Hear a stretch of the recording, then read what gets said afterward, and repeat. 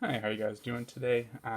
Sorry for the long gap between videos, but that last one was a piston filler. It was my Pelican with the older style nib in it, but since it was piston filler, it took me a little longer to get through it.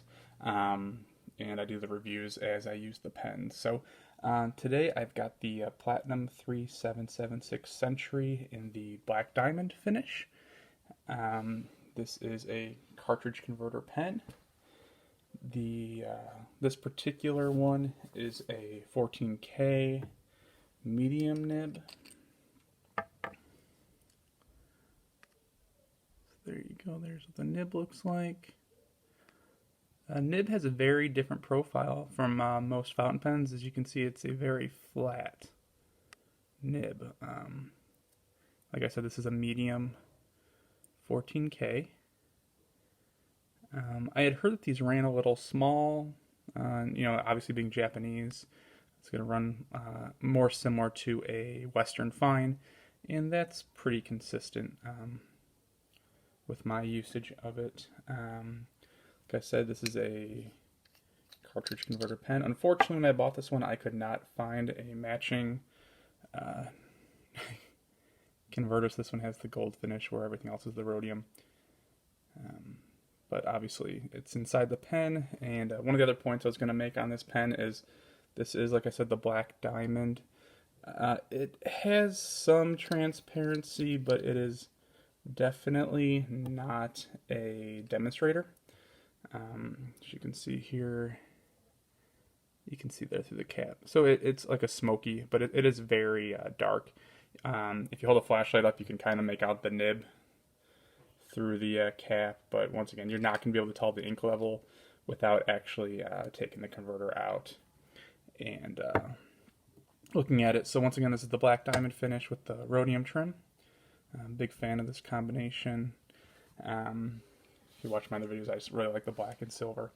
So one of the interesting things on this model is that it has the slip and seal cap system. So you can see it. There you can see kind of the screw going through the finial, but let me get a flashlight out so I can kind of show. I think you can see this. You can definitely see the spring when you have it in front of you. All right, there you can go. You can see the nib. There's a spring at the top there. And when you secure the cap, you can actually feel it tensioning down over the nib onto the edge of the section here. And what that does is it's supposed to provide as close to an airtight seal as possible. I believe on their website they claim that the pen will not dry out for 2 years. And to let you know, I bought this pen about a year ago, and this has been an experiment. As soon as I got this pen, I filled it up with ink, and it has sat until it came into rotation about a week ago. I currently have some Ackerman Shocking Blue in it.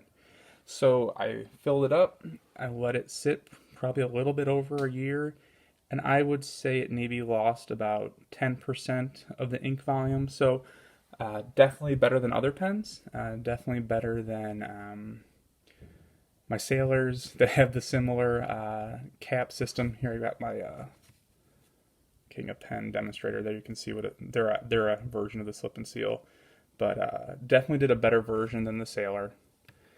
Definitely worked better. Like I said, over probably a little over a year, it maybe lost 10% of the ink volume. So after the year, I did rehydrate it, used distilled water, brought it back up to the normal volume, and I've been using it now. And just kind of go over some basics. Like I said, 14K nib, medium. It's got that flat profile, rhodium plating.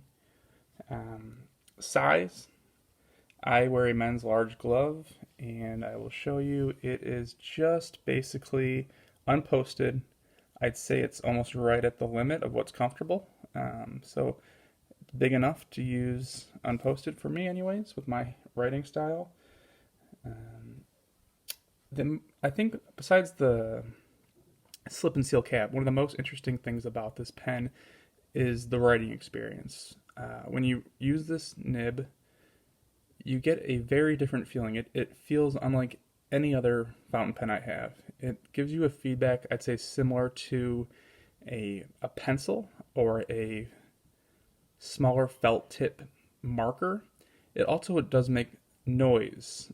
Like you hear that kind of scratching sound. It's not rough, it's very different. It's not glassy smooth, but it's not like annoying. It's a very pleasant experience, just very different. Um, so I'll do a quick writing example. I'll also show you my notes. So as usual, I use normal paper.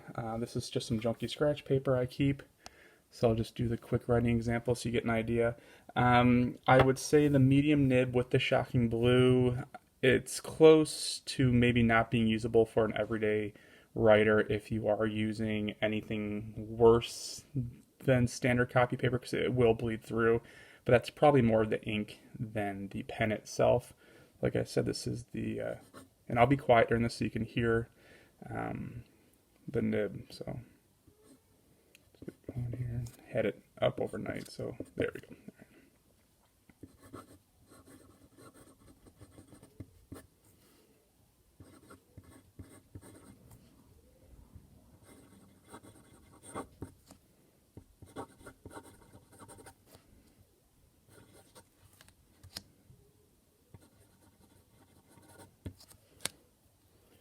Like I said, this is a 14K.